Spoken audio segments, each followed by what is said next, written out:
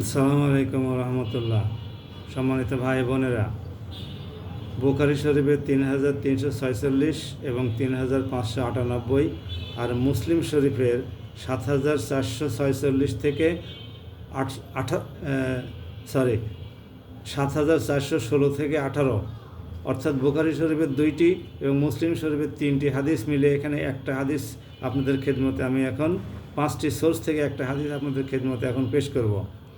বিসমিল্লাহির রহমানির রহিম। উম্মুল মুমিনিন উম্মুল হাকাম জাইনাব বিনতে জাহশ রাদিয়াল্লাহু আনহা হতে বর্ণিত, একদা রাসূলুল্লাহ সাল্লাল্লাহু আলাইহি সাল্লাম তার নিকট শঙ্কিত অবস্থায় প্রবেশ করলেন। তিনি বলছিলেন, আল্লাহ ব্যতীত কেউ সত্য উপাস্য নাই।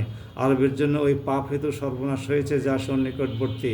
আজকে ইয়াজুজ মাজুজের দেওয়াল এতটা খুলে দেওয়া হয়েছে এবং তিনি তার পরিমাণ দেখানোর জন্য নিজ বৃদ্ধাঙ্গুলি ও তর্জনী 2 আঙ্গুল দ্বারা গোলাকার বৃত্ত বানালেন। আমি বললাম, হে আল্লাহর রসুল, আমাদের মাঝে সৎলোক মজুদ থাকা সত্ত্বেও কি আমরা ধ্বংসপ্রাপ্ত হব? তিনি বললেন, হ্যাঁ, যখন নোংরামি বেশি হবে। সম্মানিত ভাই এবং বোনেরা, আমাদের সমাজে ভালো কাজের চাইতে নোংরা কাজ বেশি হয়। আমরা ভালো কাজের প্রতি আকৃষ্ট না হয়ে নোংরা কাজের প্রতি আকৃষ্ট হই। আমরা ঘর থেকে শুরু করে আসুন। আমার ঘরে, আপনার ঘরে কি গান বাজনা বেশি হয় মোবাইলে, নাকি কালামে পাকের তেলাওয়াত বেশি হয়? বলেন তো দেখি। গান বাজনা বেশি হয়। তা এটা তো এক ধরনের নোংরামি। আপনার তেলাওয়াত ভালো লাগে না, গজল ভালো লাগে না, হামদ নাত ভালো লাগে না, আপনার গান এত ভালো লাগে। আমরা তো এভাবেই ধ্বংস হয়ে যাই। এগুলোকে বলে নোংরামি। গানের মধ্যে ভালো ভালো কী জিনিস শেখার আছে, শিখের কী আছে, কতটুকু আছে, আর নোংরামির অশ্লীলতার কতটুকু আছে। সমাজকে অস্থিতিশীল করার প্রবণতা গান থেকে আমরা কতটুকু পাই, আর সমাজ সুন্দর করে গঠন করার জন্যে, সুন্দর ভবিষ্যৎ গঠন করার জন্যে প্ররোচনা কতটুকু পাই। আচ্ছা বলেন তো দেখি, আমি আপনি যা ইচ্ছা করতে পারি, আমার আপনার সন্তানকে দোজখের দিকে ধাবিত করার কি অধিকার আমাকে আপনাকে দেওয়া হয়েছে?